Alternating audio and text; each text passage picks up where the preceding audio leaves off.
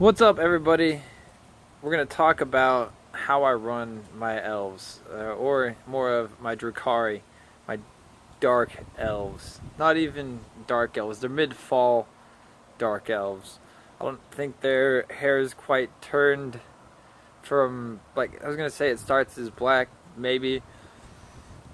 They are experiencing like a sort of pepper thing. That's something I haven't exactly thought about yet. My friend had mentioned their hair, and I always thought of them as bald and highly ritually scarified, and with bolts coming through their bones and whatnot, and very, very chaotic, as it were. I'm a fan of lots of sci-fi, and I think that the Drukhari are a fantastic race of space elves. So I took a note out of their book, I guess, in some of the motif, and like just in, I guess, the way that I made them. Not in much of what they do. They do actually sort of do some Drukhari things. We'll get to that in a minute. But they really are a very twisted race of elves. They didn't start that way.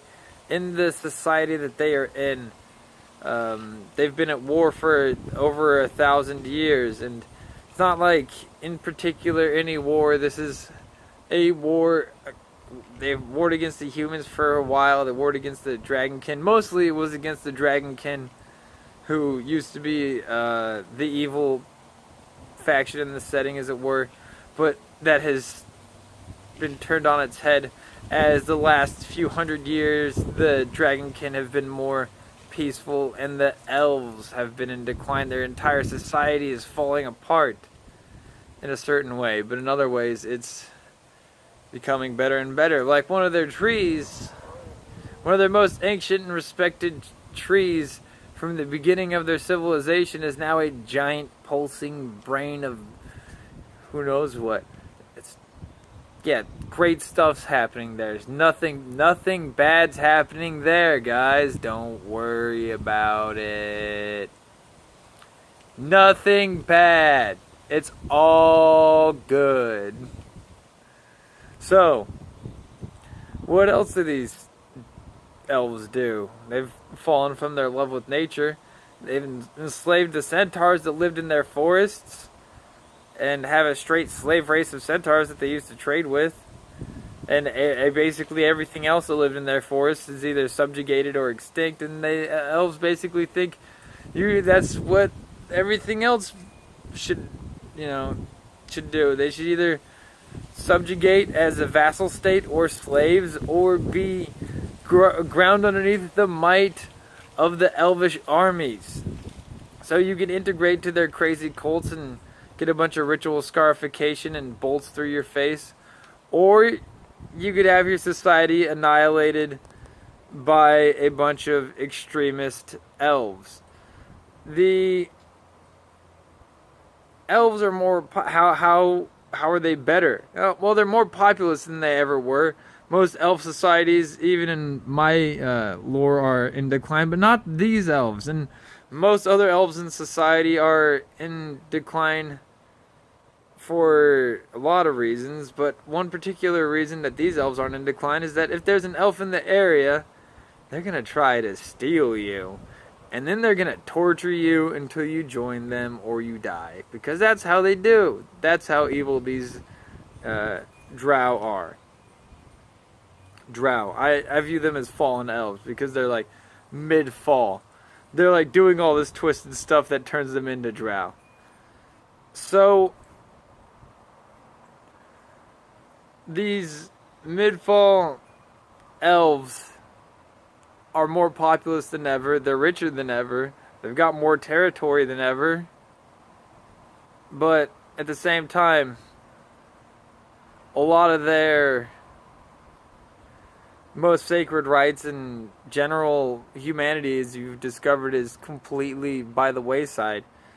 They go on like straight village raiding campaigns in the local area. Like there's a human town nearby, like human nation nearby, and half elves live there. And then they go on raiding campaigns there and then make it look like it was somebody else. Cause they're great, great, yeah, they're awesome, awesome neighbors. So when these dark elves show up and raid these human villages and steal all the half elves or full blooded elves, you know, that might cause a problem and might have fomented some wars. But it's been a few months since that's happened last, so maybe it'll happen again soon. Regardless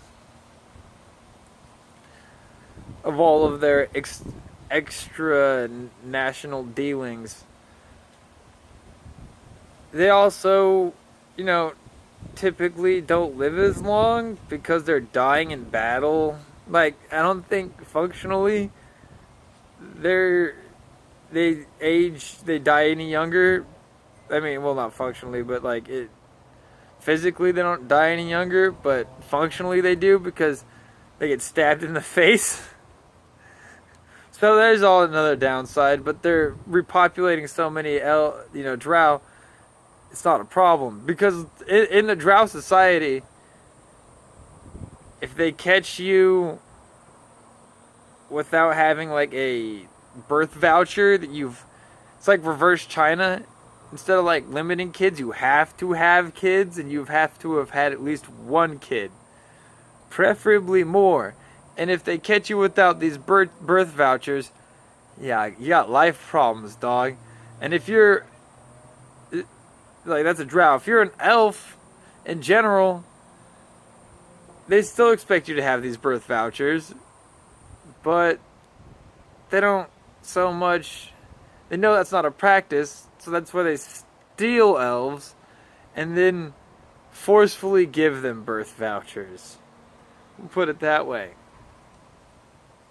It's great, great society. No, but at the end of the day, it's a great villain for the campaign, and they're fantastically evil. So I needed a large source villain on the we'll call it international front, because there's a number of nations divided up, pretty racially, like humans, dwarves, dragonkin elves, Skaven, giant rats that are literally just giant rats. So on this map, we needed another villain besides the Skaven, because the Skaven are just out and out villains. But we needed somebody that's a bit more espionage, and that's where the elves come in. They are not quite outed as evil because nobody quite knows what's happening in the Elvish Kingdom. People are sketchy of it. There's no proof just yet that the elves are super twisted. So, it's where it stands. And I'm gonna run from those cops. Deuces. No, no, not coming after me. But the society that you run as elves doesn't have to be the society that is commonly ran as elves. They don't have to be common Drow or common anything, really. This is just what I do. Maybe you thought this was super lame.